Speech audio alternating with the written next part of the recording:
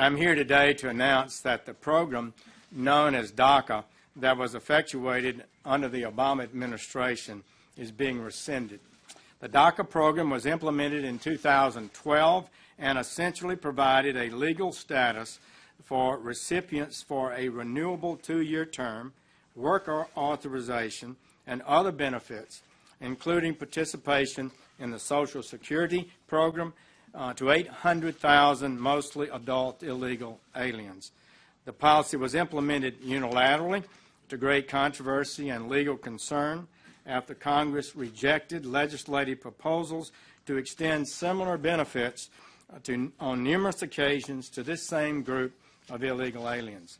In other words, the executive branch, through DACA, deliberately sought to achieve what the legislative branch specifically refused to authorize on multiple occasions. Such an open-ended circumvention of immigration laws was an unconstitutional exercise of authority by the executive branch. The effect of this unilateral executive amnesty, among other things, contributed to a surge of minors at the southern border that yielded terrible humanitarian consequences. It also denied jobs to hundreds of thousands of Americans by allowing those same illegal aliens to take those jobs.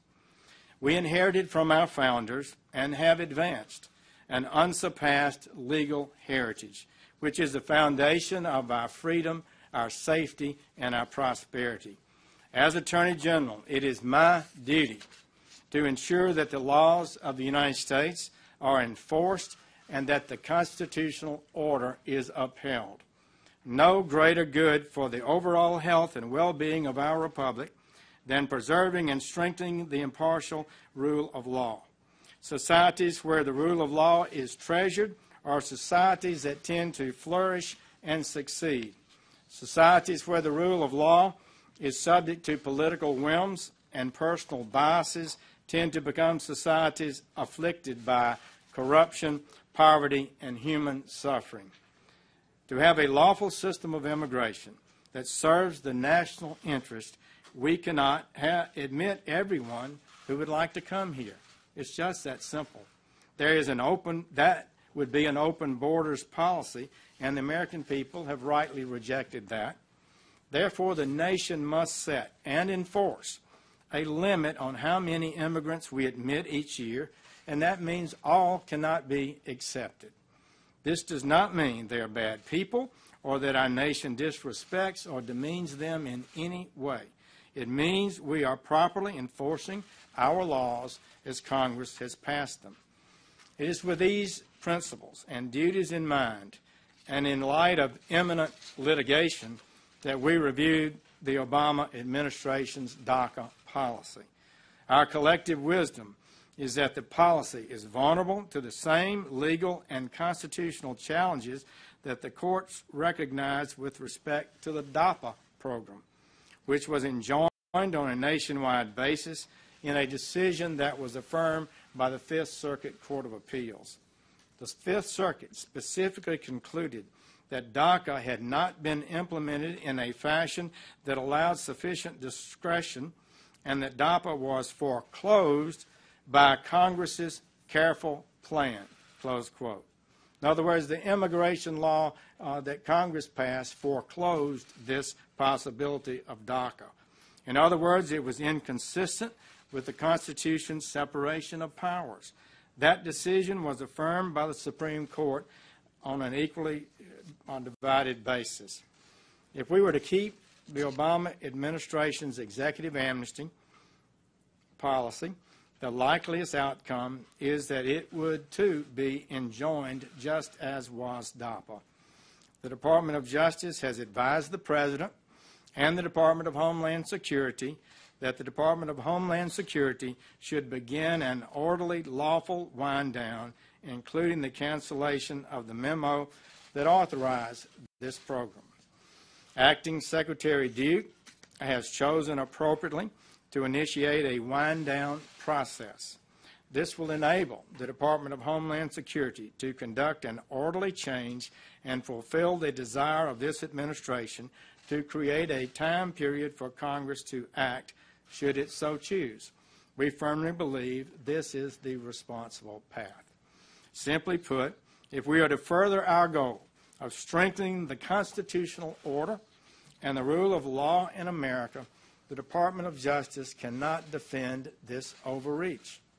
George Washington University law professor Jonathan Turley, in testimony before the House Judiciary Committee, was clear about the enormous constitutional infirmities raised by this action.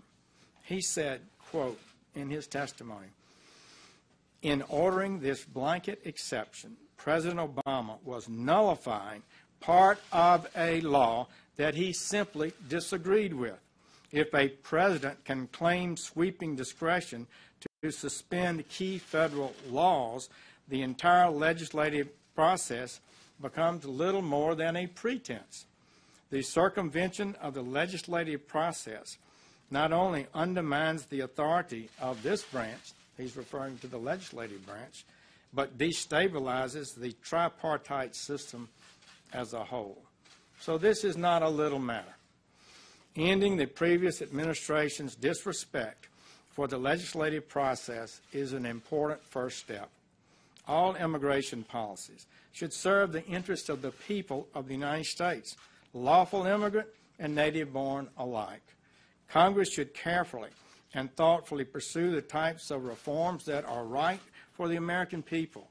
Our nation is comprised of good and decent people who want their government's leaders to fulfill their promises and advance an immigration policy that serves the national interest. We are people of compassion and we are people of law. But there is nothing compassionate about the failure to enforce immigration laws. Enforcing the law saves lives, protects communities and taxpayers, and prevents human suffering. Failure to enforce the laws in the past has put our nation at risk of crime, violence, and terrorism. The compassionate thing to do is end the lawlessness, enforce our laws, and if Congress chooses to make changes to those laws, to do so through the process set forth by our founders in a way that advances the interests of the American people. That is what the President has promised to do and has delivered to the American people. Under President Trump's leadership, this administration has made great progress in the last few months toward establishing a lawful and constitutional immigration system. This makes us safer and more secure.